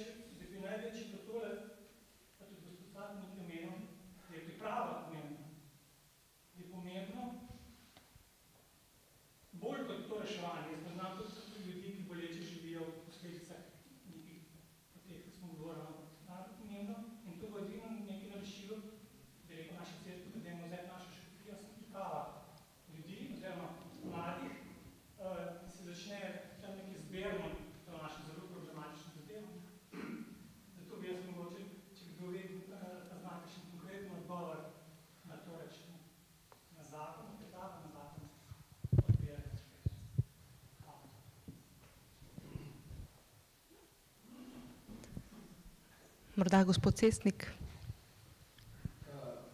Ja, zdaj, priprava je kar precej pozornosti na škofijski ravni, pa na dekanijskih ravneh imamo recimo kar precej pozornosti na pripravo na zakon. Tudi vsaj za Škofijo Celje lahko rečem tudi dokaj kakovostna ta priprava, ki je malo centralizirana, vsaj za Celje in okolico. In tudi neki nadzor strani Škofije pa škofijskih institucij se nad pripravo vrši, ne. Seveda, zdaj, ko gledamo, kako zakoni razpadajo, bi pričakovali še več, neke šole, neke priprave. Najboljše bi bilo, da bi bili člani kakih skupin, kakih mladinskih, študentskih skupin, v katerih bi zoreli, kjer bi debatirali mnoge teme in skozi skupino počasi dozoreli, potem pa na koncu pred poroko še tista 2- ali 3-dnevna priprava, koliko se zahteva ponekod, samo še pika na i. Zdaj pa je res večinoma tako, da študentske in mladinske scene več ni tako močne, kjer bi se pogovarjali, pripravljali, razmišljali o mnogih stvareh, ne samo o zakonu, ne. Potem prije samo tista priprava, ki jo naredijo, seveda tam so poslušalci v glavnem, ne.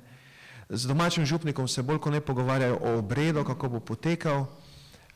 Pri zapisniku je malo več možnosti, da se potipa na stanje vere, ampak svet pa tam nisi neki zasliševalec preveliki in ni namen tega zapisnika, da bi zdaj jih ti tam presejal, ampak glede namena zakona, da imajo jasno svobodno voljo in to nekako izrazijo pri zapisniku, pa da vejo, kaj je zakon. Priprava je pa dejansko psihološko gledano itak od malih nog človek zori za to podaritev, ki se potem zgodi pri poroki, ne. In zato zorenje že od malih nog je vprašljivo danes z tem individualizmom in vse to. Skratka, problem je zelo velik, ne. Ta zmaj, ki stoji pred Jurijem danes, je ogromen, ne. Gre za kulturo v celoti, ne samo za par cerkvenih postopkov, ki niso dobro speljani, ne, ali pa premalo dobro speljani. Gre za eno kulturo, ki enostavno, v kateri zakona več ni, no, mišljen taki stalni zakon. Danes sem bil z gospodom Potočnikom, Vinko Potočnikom, ki ga je že gospod Slatinek omenil, nam je rekel, da zdaj številke kažejo tako, ne, da dejansko še se poročajo tisti, ki se mislijo cerkveno poročiti. Vse manj je samo civilnih porok. Civilne poroke izginjajo, samo civilne poroke. So še samo ostale tiste cerkvena in civilna, ne, civilna še mora biti seveda, ne, torej, dejansko tisti, ki še imajo neki minimum vere, še se tudi poročijo. Tako lahko iz te statistike nekako malo pavšalno potegnem, ne. Tisti še se poročijo. Tako da... Dober večer. Petja Mihelič, jaz imam vprašanje za dr. Slatineka, predvsem pa tudi za druge. Me zanima, ali pred in med sklenitvijo zakona ne obstajajo varovalke, ki zagotavljajo minimalno raven vere in verodostojnosti pri privolitvi in tako naredijo zakon veljaven. To je eno vprašanje. In zdaj, če bi se zakonca namesto za sodišče recimo odločila, ki sta v težavah, ne, za zakonsko terapijo, ali bi ta dva dejansko in bi recimo sodišče bi v njunem primeru odločilo, da pač je bila neka hiba v privolitvi, ampak če bi se odločilo za terapijo, a bi te dva dejansko živela v grehu, ne? Ker če na začetku ni bil veljavno sklenjen. Ker to je eno vprašanje, ne? Zdaj v bistvu ali je v začetku bila že neveljavno sklenjen ali ne. To je eno vprašanje. Drugo, glede obhajila poročenim in ponovno ločenim. Zdaj, obhajilo, tle spet se mi zdi, da je potrebno iskati resnico, ker je obhajilo kot zdravilo, ali je pa tudi lahko strup, če se ga prejema nevredno, ne. Ker se mi zdi, da bi naredili neko škodo ljudem, če bi jim dejansko dovolili. Zdaj pa spet je vprašanje resnice.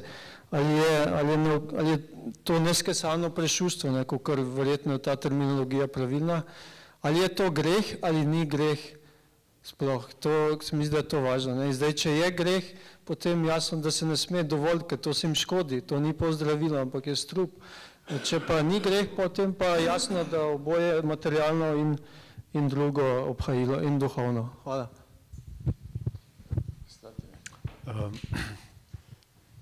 Torej, sodišča, naše mariborsko ali pa tudi ljubljansko sodišče, Tukaj dela veliko sodnikov, eni so izobraženi pravniki, drugi so duhovniki.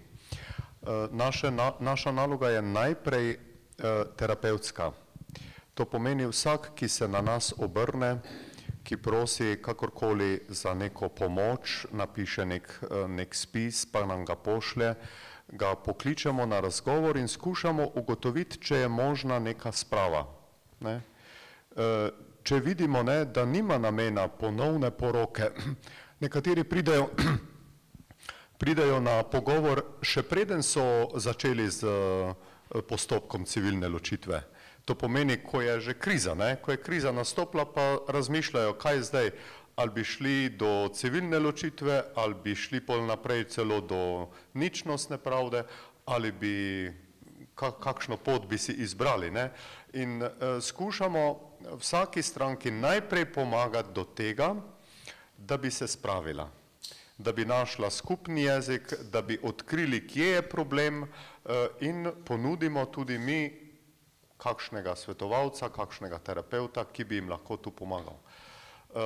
Šele takrat, ko zagotovo stranka reče, jaz sem pa v vesti prepričan, da moj zakon ni bil veljaven, šele takrat mi potem začnemo z resnim pogovorom, kako naj se začne postopek. To pomeni, da takrat potem svetujemo nekega cerkvenega advokata, ki lahko stranki pomaga pri pripravi potrebne dokumentacije. Tako da temeljno naše poslanstvo, ki nam ga tudi papež nalaga, je, da bi pomagali ohraniti zakonsko zvezo, razen takrat, kadar resnično ne gre. To je recimo, ste hotel še kaj glede tega? Obhajilo kot strup. Obhajilo, no, če še boš ti kaj, no, glede obhajila bi jaz tako rekel, torej, popolnoma se strinjam z vami, torej, nauk poznamo in moj kolega bo ponovil tisto misel, ki si meni razlagal med vožnjo, ker je izredno dobro znaš. Zelo dobro, jaz sem gotovo, glede nauka sem tukaj popolnoma prepričan, da tako, kakor cerkev uči, naj vsak vredno uživa Kristusovo telo, da mu ne bo v obsodbo, ampak v zdravilo. Ampak to, kar je bilo na sinodi pa je bilo to vprašanje, ali če vzamemo, da obhajilo je tisto, ki pomeni znamenje usmiljenja, da je to znamenje usmiljenja, pomaga človeku na poti, kot neka, bi rekel, opora. Jaz sem to tako razumel, da so hoteli reči, recimo, obhajilo ni redna pot zdravljanja, ker je redna pot zdravljanja spoved in recimo maziljanje, ampak da tudi odpušča male grehe. Če je nekdo recimo v neki stiski, vemo, mi vsi se pred sveto mašo kesamo, pa gremo k obhajilo. A ne, gospod Škof? Ne? Torej, nisem napačno rekel. Torej, potem sicer dobimo odvezo. Mi, ki smo zdaj profesionalci, ki imamo mesal v roki, vemo, da v rdečem tisku piše in zdaj duhovnik izmoli odvezo. Usmili se na vsemogočni Bog tam, tisto mi je odveza, ampak to seveda ni sakramentalna odveza. To je bogoslužna odveza, bi rekel. Bogoslužna odveza. Taka, in to ni smatrano kot spoved. Ni smatrano kot spoved. In torej pomeni, da kljub temu gremo mi k obhajilu in nam to obhajilo pomaga na naši poti. Pač vprašanje obhajila se mi zdi je zelo kompleksno. Pridruži se nam. Zelo pomembno. Se absolutno strinjam s tem, kar ste izpostavili. Skratka, neko poudarjanje usmiljenja brez resnice nas pripelje v relativizem. Ker pa smo lahko preprosto do vsakega usmiljeni, tudi do Adolfa Hitlerja, pa do česarkoli že, do kakršnegakoli početja, in se to potem nas pripelje do absurda. Na to, kar ste vi povedali, oziroma kar je bilo povedano, je napisal sveti Pavel v prvem pismu Korinčanom, skratka o tem, da kdor nevredno prejema Jezusovo telo in kri, to prejema v svojo obsodbo. Torej, to je fiksno, to je napisano v Božji besedi. In zato si jaz težko predstavljam, kakšno presenečenje bi lahko tu nastopilo, razen da bi se Božji besedi izneverili. Jaz si težko predstavljam tle kakšno presenečenje na tej točki. Pa še en tekst je, mislim, prvo pismo Korinčanov je v tem smislu res ključno.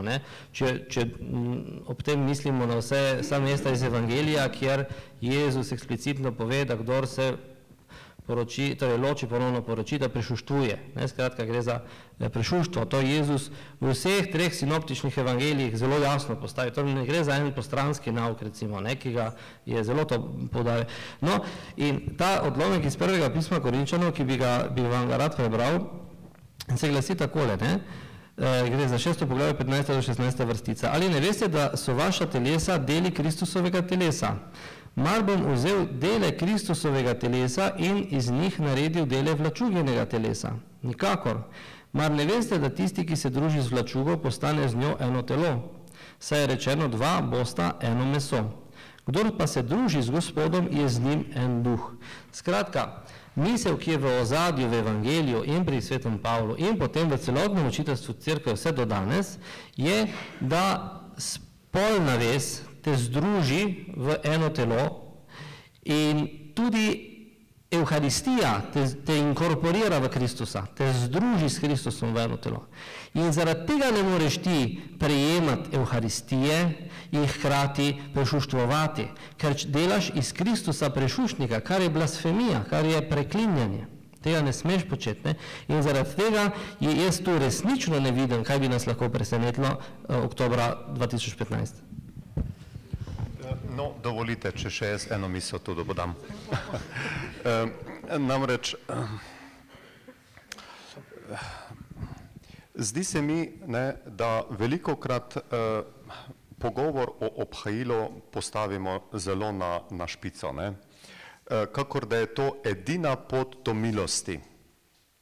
Ampak je redna pot za tiste, ki imajo pogoje. So pa tudi izredne poti za tiste, ki nimajo pogojev. In velikokrat se pa te izredne poti ne omenjajo. Zato je v vseh teh dokumentih, ki se svetuje tem, bi rekel, razvezanim, znova poročenim, se svetujejo izredne poti. Pa je na prvem mestu poslušanje Božje besede, ljubezen do bližnjega, pomoč ubogim, plemenita vzgoja otrok in tako naprej. To so tudi zelo pomembni elementi, po katerih dobimo mi milost, ki je potrebna za zveličanje. Ivo, si za to? Gospod Škov. Morda na kratko dodamo še besedo. Jaz bi samo to, kakšne spremembe si lahko obetamo. Zakon ostaja nerazvezen. Pravilno sklenjen zakon je nerazvezen. To je bilo nič kolikokrat ponovljeno v avli in tudi v sklepnih dokumentih. Toda, rekli smo, vse spremembe, če bodo šle v tem, da bi se v gotovih, ki so zelo jasni primeri, recimo, lažje dosegla ta ničnost, kot rečemo, lažje na bolj dostopen postopkom in tako. To je edina pot. Nihče ne sme prejemati obhajila in ne bo smel prejemati, če ne bo imel tega rešenega. Da bi kar tako zdaj hodili, vsak lahko hodil z nerešenim problemom svojega zakona k obhajilu, do tega gotovo ne bo prišlo. Torej, ja. Marja Pliše, moje ime. Mene veseli, da ste danes načeli to temo in da se tudi iz vaših razprav čuti neka različnost in da ni nek monolit tam za mizo. Mislim, da je to besedo uporabil gospod Krže. In tudi ne mislim, da je cilj v cerkvi, da pridemo do nekega monolita, ampak ta različnost pogledov je tisto, kar pestrost, kar je tudi papež poudaril zdaj v Evropskem parlamentu, ampak da je pa kljub temu neka enotnost. Me pa zanima recimo dve vprašanji. Prvič, vloga žensk in mladih pri razpravah o družini. Tudi danes je mogoče evidentno, da je ženska na obrobju. Kje vidite ob vsej tej ureditvi cerkvenih hierarhij, kot je, kako dati večjo vlogo ženskam pri teh razpravah, in mogoče tudi mladim. Druga stvar, govorili smo tudi o istospolno usmerjenih, tudi sam sem istospolno usmerjen in vztrajam v cerkvi. Me pa zanima, kaj bo cerkev v Sloveniji konkretno naredila, da bodo tiste besede v katekizmu in tudi na sinodi ste jih ponovili, da bodo ljudje, ki tako čutijo, resnično sprijeti v cerkvi, ker jaz poznam ogromno pač ljudi, ki so v enakem položaju in zelo malo jih ustraja v cerkvi, vsaj kolikor jih jaz poznam. In papež je ravno govoril o tem iti na obrobje.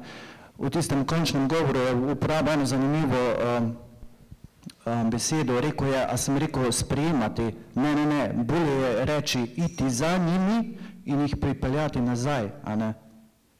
To mislim, da je vloga pastirjev, iti za tistimi, ki so na obrobju, ki so se morda izgubili, ki so izgubili stik s cerkvijo in jih pripeljati nazaj, tako da se bodo tudi oni počutili sprijete, ker tudi oni čutijo oziroma čutimo to, da želimo živeti v nekih skupnostih, ki jih vi poimenujete družina, oni pa jih ne bi smeli imeti. Hvala.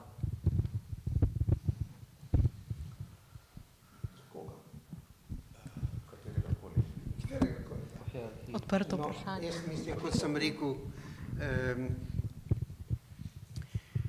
vsi teksti, tudi nobenega nisem v sinodalni avli slišal, poslušal, da bi se tega problema lotil, dajmo tudi tem možnost neke zveze, karkoli.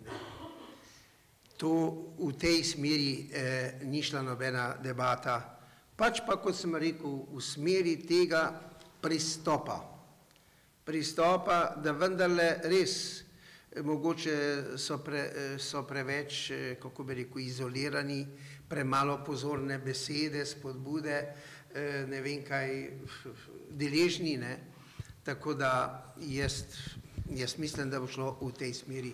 V avli smo poslušali tudi zgled enega zakonskega para, ene družine, ki je govorila o tem, tudi v svojem trpljenju, je rekla, naš sin je istospolno usmerjen in tako naprej smo imeli take in take probleme, to in to smo doživljali, zdaj pa vendar smo rešili tako in tako, da pač ga sprejemamo, zdaj ni govorila, da živi v kakšni zvezi homoseksualni, to ne vem, kako bi odgovarjala, ampak da ga pa sprejemamo, da se počuti in tako naprej, to je bilo pa rečeno in vem, da so zelo zaploskali takrat, ko sta ta dva končala. Jaz mislim, da preko tega, kar pravi svetopismo zelo jasno, ne bomo mogli iti, to je pač dejstvo, zdaj mimo svetega pisma pa ne moremo iti, da bi dovolili kakršnokoli zvezo, kot rečemo grešno zvezo, tako kot ne verjamemo, dvomimo velikokrat, če nek par pravi živiva kot brat in sestra.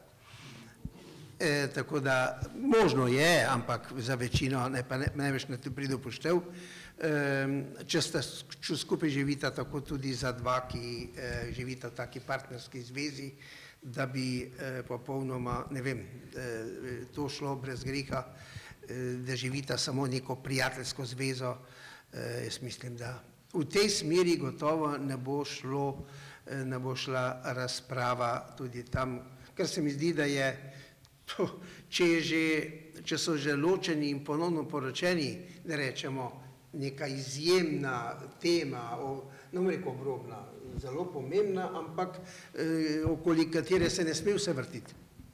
Podobno se mi zdi, da tudi glede te teme, ne vem, če ima še kdo kaj dodati. To rekel, ta napetost med resnico in ljubeznijo, med resnico in usmiljenjem, mislim, da je rešljiva samo v veri. In mislim, da mora cerkev in sve duhovniki prepoznati to vero v ljudeh, ki živijo v situacijah takšnih in drugačnih, in to prepoznati tisto kot pač odločilno in bistveno, tudi ko gre pač za prejemanje obhajila. Zdaj, poznam župnijo, kjer konec počitnic, ko se začne šolsko leto, tale župnik od šolskih otrok zahteva najprej, da grejo k spovedi, ker so med poletjem zagotovo izostali od kakšne nedeljske maše. Zdaj, tle se res bojim, da je tega rigorizma še zelo veliko, in na to je mogoče odgovarjati samo z resnično poglobljeno vero, osebno vero, in takšne vrste pastorale pa, se bojim, pri nas še ni dovolj. Ja, torej, diskriminirati nekoga, zato ker je drugačen, je tudi greh, jaz kot katehet, pa kot tudi mladinski delavec, sem se že srečal s parimi primeri, tako fantov, ki so bili tako ali malo nageni, in potem tam recimo pri 12-13 letih drugi vrstniki hitro opazijo, da je on malo bolj ženski ali pa kaj, in ga že se norčujejo. Evo, jaz skočim v zrak kokača, da ga zaščitim. To tako je, to je moja dolžnost. Ne bom pustil, da ga se unorčevali, ker je zdaj kaže že neke znake drugačnosti, ki so lahko tudi genske ali pa ne veš, lahko da se tudi ne bo razvil v homoseksualce, pač ima mogoče malo običajno so kakšne bolj ženske geste, in potem fantje to opazijo in potem s tistim pribejajočim se mačizmom skočijo na njega, pa ga kot piščanci, ki si izberejo enega, ga okljuvajo, in ga tudi lahko ranijo za vse življenje. Torej, da to veš, da moraš to zaščititi, to je jasno v teh primerih, in to, da ne boš ti tudi skočil pa užival celo v tem, zdaj smo pa našli enega javnega grešnika, zdaj ga pa dajmo. In on mora začutiti, in bi rekel tako, homoseksualci v teh skrajnih trenutkih, ko so res osamljeni, pa tudi ko se sooča sam s sabo svojo drugačnost, se še ni treba tudi družba, tudi sam s sabo, da začuti enega v duhovniku ali pa v cerkvi nekega zaveznika za pogovor, zaveznika, katerom se lahko zateče. Čeprav seveda ne more pa zdaj pričakovati, to pa smo tudi vsi rekli, in tudi, da bo cerkev spremenila, šla spremenjati sveto pismo zaradi homoseksualcev. Če smem še jaz glede te teme pa stvari povedati, jaz mislim, da glede vprašanja homoseksualnosti bi morala cerkev, mislim, bi bilo dobro, če bi cerkev si zastavila sledeče vprašanje. Ali to sploh obstaja? Ali je to sploh nekaj, kar je lahko v človekovi naravi? Ker problem je teološki.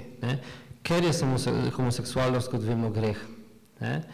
Je po mojem nemogoče, homoseksualna praksa je greh, je po mojem nemogoče, da je dobri Bog ustvaril neko naravo, nekem človeku tako, da ga vodi direktno v greh. Jaz si tega ne uspem teološko utemeljiti.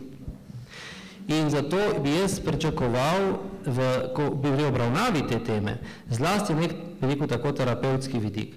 Mislim recimo na to, o čemer govori knjiga Luca Di Tolio, verjetno vsi poznate, Bil sem gej, za celo vrsto torej nekih različnih terapevtskih pristopov, ki pomagajo človeku v današnji družbi, ki ga sploh sili moškega, k feminizaciji, pa tudi žensko potem v neko maskulinizacijo, ven iz tega. Ker jaz mislim, da je to ena velika rana, velika bolečina, kjer bi cerkev lahko še več naredila, kot naredi. Lahko? Ja, lep pozdrav, danes sicer družina in življenje. Jaz se bi dotaknil nekih stvari, ki ste jih omenjali, tako eni kot drugi. Všeč mi je bilo ko ste govorili o problemu vere, ki je temeljni problem. Gospod Slatinik je zelo dobro poudaril to stvar, pa tudi gospod Marca. Skratka, zelo mi je to všeč, ker jaz mislim, da je to res temeljni problem. Vera se predpostavlja pri sklenitvi zakona, je tako, a ne? In zakon pa ničnost, mislim, da ima tudi tu nekaj skupnega. Če se ne motim, je papež Frančišek takoj na začetku svojega pontifikata, ko je napovedoval sinodo, je že govoril o tem problemu verodostojno pa neverodostojno sklenjenih zakonov in tako naprej, zaradi pomankanja znanja, pomankanja zavedanja, v kaj sploh vstopamo, pomankanje te eshatološke, bi rekel, komponente vere, ki je res, bi rekel, zelo značilna, in mislim, da je v tej smeri, če se ne motim, se stvari bi se najmalo radikalizirale. Sicer pa, poglejte, zakon, ga je prej gospod Marko omenil, a ne, zakon je pravzaprav odločitev in je delo. Zakon je veliko delo, ki pravzaprav terja celo življenje. Sem poročen 36 let, imam 4 otroke in 10 vnukov in vem, da je to delo. In to delo, recimo, ne bo se končalo danes, pa ne jutri, pa ne čez 5 let ali pa 10 let, čez Bog da, ampak verjetno z zadnjim izdihom na nek način na tem svetu. A ne? In zaradi tega, ker je delo, pri meni se postavlja temeljno vprašanje, že priprava na zakon, ampak priprava na zakon zelo daljnoročna. Predvsem pa se mi zdi, da je tudi pomembno ohranjati zakon. A ne? Tako kot če recimo posadimo živo mejo okoli, potem moramo živo mejo vsako leto enkrat, vsaj če ne večkrat recimo obrezovati, a ne, če hočemo, da je lepa in da nam je v ponos. Če imamo avto, a ne, potem se recimo po prevoženih 700 000 ali pa po 1000 kilometrih, če imate tako dober avto, morate iti na tankštelo, pa morate natankati. Nujno, a ne. Enkrat na leto morate iti na servis, pa morate gume menjati in tako naprej. Vse to se že s temi tehničnimi stvarmi dogaja, a ne. Kaj šele s tem, ko govorimo, da se združita dva subjekta, dve osebi, ki sta ustvarjeni po Božji podobi in ki sta zaznamovani z izvirnim grehom, a ne? Kaj šele potem v tem primeru, ko je toliko sebičnosti v nas, ki jo ta družba tako strašansko propagira.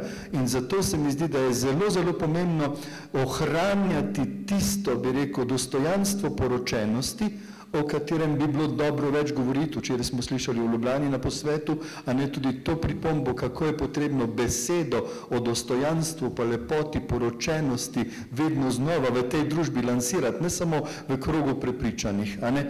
In to je ena stvar, kako ohranjati vero in kako to osebno vero dati ljudem, to je pa temeljno vprašanje in mislim, da se je potrebno s tem vprašanjem več ukvarjati. Ste rekli, ali je župnija še tista, ki recimo daje dovolj, bi se reklo, hrane ljudem, duhovne hrane za preživetje, pa za, bi rekel, to rast, duhovno rast. Jaz mislim, da redko kje. Žal, redko kje, a ne, ta bi se reklo, ta stari model, a ne, in da je preživel. Zdaj, vprašanje je kako. Jaz mislim, prerok Zaharija odgovarja, ne z močjo in ne s silo, ampak z mojim duhom, govori Gospod. A ne? Gospod je tisti, ki spreminja življenja. In papež Frančišek nam sam daje odgovor, ko pravi v Evangeliji Gaudium, govori o tem, a ne, pravzaprav tisti, ki je imel in izkusil osebno srečanje z živim Bogom, a ne, tisti ni enak, ne ostane isti. To, kar sem jaz doživel, je pravzaprav tista moja presežna dodana vrednost, ki kar kliče potem, da bi jo dal drugim, da bi pričeval drugim, da bi pričeval naprej, najprej moji ženi in mojim otrokom, potem pa drugim. Ne? In se mi zdi, da je tukaj vprašanje, ki ga je mogoče smiselno tudi, bi rekel, zastaviti ob vsem tem, ko imamo eno leto časa, recimo do sinode, ta prave, a ne? In je treba dati prave poudarke in je treba potegniti stvari ven. Profesor Potočnik govori veliko o teh raznih statistikah. Jaz se spomnim, ko je nekoč primerjal ločitve, razveze, a ne, razveze civilno poročenih, cerkveno poročenih, skoraj je bilo enako, a ne, skoraj ni bilo razlike v procentu, a ne, ampak velika razlika pravi je pa že pri tistih, ki hodijo redno v zakonsko skupino. Velika razlika, procent ločenih se drastično zmanjša, na 10-krat se zmanjša, ne? Pravi, skoraj nič ni, pa je procent ločitev pri tistih, ki vstopijo v naravno metodo urejanja rojstev. Ker to pa pravzaprav zahteva res predanost moža ženi in žene možu. To je pa res, bi rekel, nekje totalna predanost, izmenjava življenj, bi se reklo, ne? In tu se mi zdi, da je potrebno narediti v tej smeri, iskati odgovore in rešitve. Seveda, tiste vprašanja, vsa druga, so, bi rekel, pomembna, o katerih se govori o istospolnih, se govori o obhajilu in razvezanih in tako naprej, ampak ohranjati to, bi rekel, to bogatstvo in dostojanstvo poročenosti, kričati v svetu, poročen v zavezi, pa ne samo midva med seboj z Bogom, ne? To je tisto temeljno sporočilo, ki ga more dati recimo sinoda in cerkev. In jaz bi patra Brankota prosil, da malo pove o svojem izkustvu v zakonskih skupinah. Jaz spremljam 3 zakonske skupine, ne? Tako da lahko samo potrdim, tu sem učenec gospoda Danija, ne? Lahko potrdim to, ne? Zakonska skupina je, tam vidiš moč besede potem, ne? In beseda meso postala. In tam vidiš, kako moč besede, človeške besede, ki je obenem beseda verujočega človeka, kako to spreminja en odnos, ki je morda se že malo obrabil, postaral, ali pa enostavno živi v neki nevednosti. Ta nevednost, v zgodovini katolištva, ne, imamo velike faze verske nevednosti, ne opustitve vere ali pa množičnega odhajanja iz cerkve, ampak faze nevernosti, mislim, faze nevednosti, ignoranca religiosa, ne, tako imenovana. In to sem pri zakonskih skupinah doživel, ko sem več let spremljal še eno skupino, pa vidiš rast partnerjev, ki so partnerjev, da sem prav ta psihoterapevtski izraz, rast zakoncev, ki po 20-30 letne skupine življenja zdaj na novo odkrijejo, zakaj so skup, kako je lepo biti skup in se začnete za roko držati spet. Ne? Ampak zato, ker so se vmes pogovarjala in ker ko so se pogovarjala v skupini. In skupina je spodbujevala in duhovnik je na koncu pogovora vedno blagoslovil. Ne? In tako da tudi za mene kot duhovnika bilo to zakonske skupine mi niso naporno delo, zato ker rastem v njih. Ni mi težko spremljati zakoncev, ker rastem tudi kot duhovnik zraven. Ne?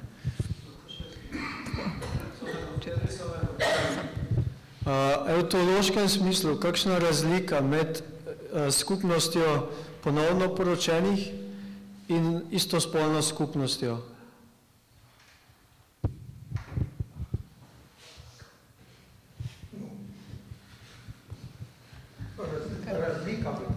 To je jasno.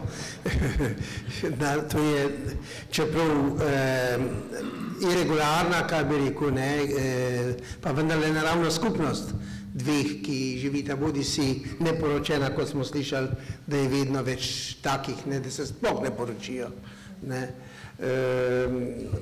Ali pa gotovo je razlika. Ja, rodnost je temeljna razlika. Rodnost. Ne moramo projicirati človeško schizoidnost v Boga. Bog ne loči rodnosti in ljubezni. On, ko ustvarja, ko je to roden, ljubi. In ko ljubi, ustvarja. Mi pa smo recimo z mentaliteto kontracepcije začeli to ločevati. Začeli smo ločevati rodnost in ljubezen.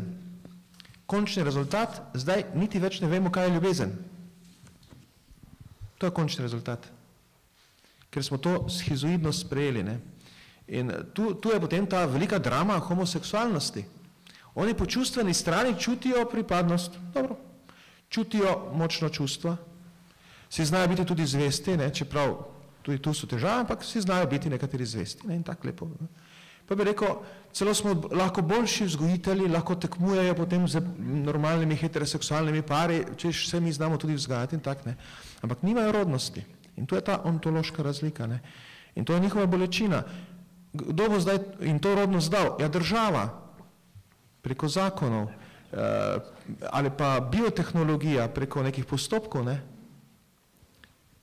Tu pa smo že potem na meji fašizma, ko država začenja urejati rojstva. Torej, zelo zapletene stvari se kažejo na obzorju, če gremo tu naprej. Ne? Ja, so pa tudi seveda raznopolovni spari, ki niso, ampak so naravnani na rodnost, ne? Še vedno sta moška in ženska. Ne? Torej, poklicanost k rodnosti je in se ne uresniči. Jaz tudi nisem uresničil svoje poklicanosti k rodnosti. Ne? Ne. Ampak imam pa jo, to poklicanost k rodnosti. Ne? Imam pa jo. Ja, kot lahko vidimo, se odpirajo številne vprašanja, ponujajo številni odgovori, čas nas preganja, ura je pozna. Še enkrat se vam res zahvaljujem iskreno, da ste prišli za vsa vaše vprašanja. Verjamem, kot sem že rekla, da jih je še mnogo ostalo neodgovorjenih. Ob kakšni drugi priliki, v kakšnem drugem omizju bomo tudi še spregovorili o njih. Morda gospod. Ja, jaz kar povem, februarja imamo Nikodemov večere, 4 večere v 2 tednih, v drugi polovici februarja in bomo te teme nadaljevali tudi tam.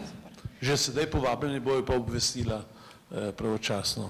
Mislim, da bo dobrodošlo, tako da tudi našim gostom hvala, ker ste si vzeli čas, prišli in ponudili kar nekaj zanimivih odgovorov. Čisto ob koncu pa mi dovolite, da vas samo morda opozorim, ob izhodu boste lahko našli stojnico časnika. Časnik kot spletni mnenjski portal, ki ga v teh mesecih obišče okoli 40.000 različnih bralcev, je tudi izdal prvo knjigo s svojimi najboljšimi kolumni in pa koledar za naslednje leto. Oboje lahko, se pravi, kot sem omenila, pri izhodu kupite tudi po ugodni ceni, čimer boste dejansko podprli delovanje tega medija, ki predstavlja zagotovo veliko alternativo v našem medijskem prostoru. Na stojnici pa so na razpolago tudi knjižice založbe Emanuel in pa knjige še nekaterih drugih sodelavcev portala Igorja Omerze in pa Rosvite Pesek. Še enkrat res hvala za ta večer, da ste prišli našim gostom in srečno.